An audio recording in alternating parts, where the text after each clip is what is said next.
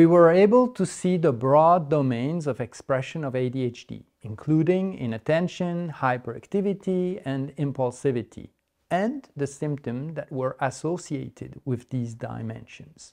We have also seen that historically, ADHD was initially seen as a child and adolescent disorder rather than an adult disorder. Thus, there is indeed a differential expression during the development of ADHD and likely a much more obvious expression in children than in adults. One obvious difference in the expression of ADHD between children and adults is the much more frequent presence of hyperactivity and visible impulsivity in children with ADHD.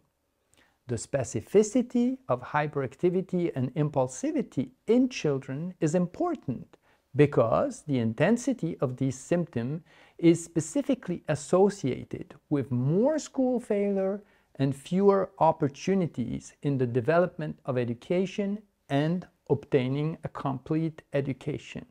At the pediatric age, ADHD is mostly based on observation by the parents and teacher. In general, in a pediatric population, ADHD is more common in boys, with a ratio of about 2 to 1 girl. However, a number of authors and scientists suggest that the difference may be less important between gender, with an expression that may be more frequently undetected and underdiagnosed in school-age girls, rather than a true difference. Several factors may account for the difference in expression between children, adolescents, and finally adults. First, there are biological factors, since ADHD in a child is expressed in a developing person whose brain is not yet mature. The second factor is what we call the executive cognitive control over impulsivity in general, directed by a region of the brain that is the frontal lobe over the rest of the brain. This frontal lobe control over the brain is less important in a typically developing child than in a typically developing adult. This means that the ability to implement control over impulsivity in the child with ADHD is in general lower than in an adolescent or adult with ADHD. We can therefore say that the child has fewer compensation strategies and is less able to implement them. But in general, we also see that children with ADHD are less aware of their own disorder, their difficulties, or their differences from other children. While you might think that this may have some advantages, in that it may protect against stigmatization, there are also obvious disadvantages. Children are less likely to be able to attribute difficulties at school or in social relationships with their peers to attention difficulties, impulsivity, or hyperactivity. Therefore, they are also more likely to blame themselves for their difficulties and attribute them to characteristics that are unique to them.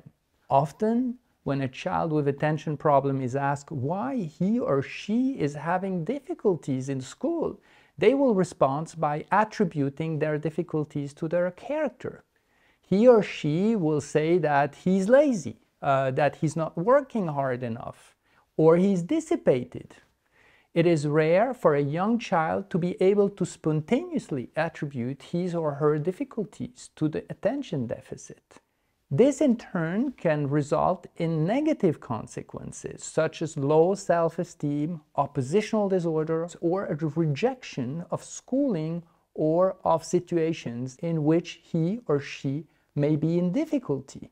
It will therefore be particularly important for a child and his or her parents to be able to understand the disorder he or she is affected by, to identify the particularities so that they can begin to put in place strategies to adapt to hyperactivity and the tendency to be impulsive.